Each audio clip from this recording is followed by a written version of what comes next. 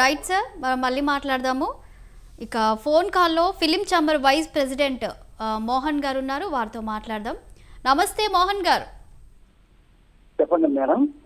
Sir, ఏంటి sir, 6వ రోజు కూడా సమ్మె కొనసాగుతుంది. మరి సమావేశం ఈ రోజు అయితే ఇటు మరి చిరంజీవితో ఇప్పటికే సమావేశం నిర్వహించినట్లు కూడా తెలుస్తూ ఉంది. ఏంటి సార్, మరి ఏం వినబడుతుంది? సమ్మె అంటే ఇక్కడ ఉన్న ప్రాబ్లం ఏంటంటే అమ్మా, గడిచిన సంవత్సరాలలో 3 సంవత్సరాలకు వేజెస్ పెంచాలి అనేది ఒక మ్యూచువల్ అండర్స్టాండింగ్. ఎస్ సార్, చెప్పండి. అది అండర్స్టాండింగ్ ఏంటంటే సినీ వర్కర్స్ కు, ఇక్కడ ప్రొడక్షన్ చేసేటువంటి నిర్మాతలకు ఒక అవగాహన కోసం ఏర్పాటు చేసినటువంటిది, ఒక అండర్స్టాండింగ్, ఒక పద్ధతి ప్రకారం వెళ్ళాలని ఏర్పాటు చేసినటువంటిది ఇది. అయితే మన సౌత్ ఇండియాలో ఎక్కడా కూడా లేని విధంగా, అంటే కన్నడలో కానీ, మలయాళంలో కానీ, తమిళ్లో కానీ లేని విధంగా తెలుగు ఫిలిం ఇండస్ట్రీలో ఎప్పుడు కూడా కార్మికులను గౌరవంగా చూస్తూ వాళ్ళకి ఎక్కువ వేజెస్, అక్కడ కన్నా ఇక్కడ ఎక్కువ వేజెస్ ఇస్తూ నిర్మాతలు ప్రొడక్షన్ చేసుకుంటూ వస్తున్నారు. అయితే గడిచిన ఈ ఆఫ్టర్ కరోనా తర్వాత ఏంటంటే, ఈ నిర్మాతలకు వచ్చేటువంటి రెవెన్యూ సక్సెస్ రేట్ తగ్గిపోవడంతో గ్రాడ్యువల్ గా ప్రొడ్యూసర్స్ ఇబ్బందులలో ఉన్నారు మేడం. ఒక సినిమా ఇండస్ట్రీనే కాదు, అన్ని ఇండస్ట్రీల నుంచి కూడా అందరు కూడా కొంత కార్మికులను తగ్గించుకోవడం, ఎంప్లాయీస్ తగ్గించుకోవడం, ఇట్లా చేసుకుంటూ వస్తున్నారు. అన్ని మీకు కార్పొరేట్ సంస్థలు అయితేనేమి, సాఫ్ట్వేర్ అయితేనేమి, ఈ ప్రపంచ స్థాయిలో తగ్గించుకుంటూ వస్తున్నారు. కానీ ఇక్కడ మేమేంటంటే, ఈ బడ్జెట్లు పెరిగిపోయి నిర్మాతలకు ఆశించినంత రాకపోవడంతో ఈ లాసులు ఎక్కువ, పర్సెంటేజ్ ఆఫ్ లాసెస్ ఎక్కువ అయిపోయాయి. ఇలాంటి పరిస్థితులలో మనం ఎంతవరకు కార్మికులకు వేజెస్ పెంచగలుగుతాము, ఆ సమర్థత మనకుందా అని ప్రొడ్యూసర్స్ ఆలోచించే సమయంలో వీళ్ళు ఇమీడియట్ గా మాకు 30% పెంచితే పెంచారు, లేకపోతే మేము బంధుకు పిలుపునిస్తాము అది అని చెప్పేసి బెదిరింపులకు దిగారు. మేము ఆల్రెడీ లేబర్ కమిషనర్ దగ్గరికి కూడా వెళ్ళాము.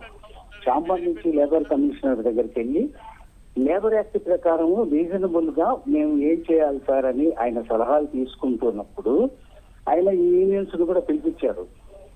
పిలిపించి ఆయన పెంచగలుగుతారా లేదా ఏంటి, లేబర్ యాక్ట్ రూల్స్ ఎలా ఉన్నాయి ఏంటి, దీన్ని ఏం చేయాలని ఆయన ఆలోచిస్తుంటే, మాకు 30% పెంచితేనే మేము షూటింగ్లకు వెళ్తాము, లేకపోతే లేదని వీళ్ళు అడ్డగోలుగా వాళ్ళు వ్యక్తిగత తీసుకొని 30% షూటింగ్లు ఇచ్చి డబ్బులు ఇచ్చే వాళ్ళకి షూటింగ్లకు వెళ్ళండి, లేకపోతే వెళ్ళొద్దు, ఇలా వాళ్ళ ఇష్టానుసారంగా వాళ్ళు వ్యవహరించడం జరిగింది. జరిగిన తర్వాత మాకేంటంటే ఛాంబర్ లో మరి వాళ్ళు ఇలా షూటింగ్లకు రామంటున్నారు, ఏం చేయాలి అని అనుకున్నప్పుడు ఈడ డిఫరెంట్ ఒపీనియన్స్ ఉన్నాయి. ఎందుకంటే ఇప్పుడు ఒక సంవత్సరానికి 200 సినిమాలు రిలీజ్ అవుతే, ఒక 30 ఎన్నో పెద్ద సినిమాలు రిలీజ్ అవుతే 170 చిన్న సినిమాలు ప్రొడక్షన్ జరుగుతున్నాయి. ఈ 170 సినిమాల ప్రొడక్షన్ ప్రొడ్యూసర్లు అందరూ కూడా, సార్ మాకు ఓటీటీ రైట్స్ పడిపోయినాయి, శాటిలైట్ రైట్స్ అనేది చిన్న సినిమాలకు కనుమరుగైపోయినాయి, థియేటర్లలో రిలీజ్ చేస్తే అస్సలు మాకు కలెక్షన్సే ఉండడం లేదు, ఒక షోకు 5 మంది 10 మంది ఆడియన్స్ వచ్చేటువంటి పరిస్థితులలో చిన్న సినిమాలు ఉన్నాయి. ఈ విధంగా పెట్టిన పెట్టుబడులు మొత్తము మేము లాస్ అవుతున్నాము, మాకు ఎలాంటి రికవరీ కూడా లేదు. ఇలాంటి పరిస్థితులలో ప్రొడక్షన్ ఇంకా పెంచుకొని దాన్ని బడ్డని ఎలా పెంచుకోవాలి, మేము మాకు అసలు మార్కెటింగే లేదు, ప్రొడక్షన్ చేస్తే మార్కెటింగే లేదు. ఇలాంటి పరిస్థితులలో మాకు ఇంకా వేజెస్ పెంచి బడ్డని పెంచుతారా, చిన్న సినిమాలకు వద్దనే వాదన చిన్న సినిమా నిర్మాతలు వినిపిస్తున్నారు మేడం. కానీ సార్, ఇక్కడ చూసినట్లయితే కరోనా టైం తర్వాత కూడా పాన్ ఇండియా స్థాయికి వెళ్లే మరి పెద్ద సినిమాల సంగతి ఏంటంటారు?